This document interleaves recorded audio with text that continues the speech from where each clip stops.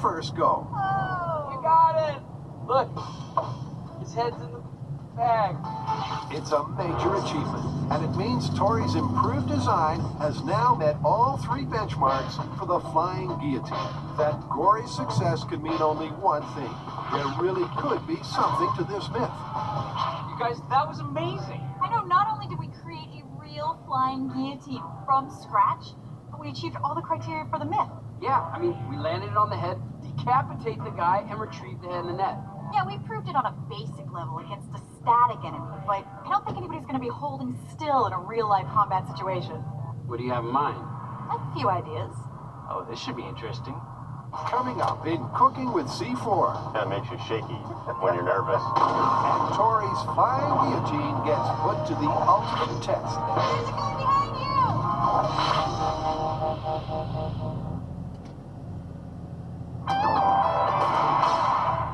So far, Impact has failed to get burning C4 to explode. But is that all about to change? When we dropped an anvil on the C4, nothing happened. Blunt force doesn't work. The only other thing that I can think of that is a really hard, fast impact on something, short of another explosive, is a bullet. So that's what we're going to do. We're going to fire a speeding bullet into burning C4. High impact be enough to cause an explosion. The first bullet we'll be firing with is your basic .308 caliber sniper round, 7.62 NATO, and it flies through the air at 2,600 feet per second.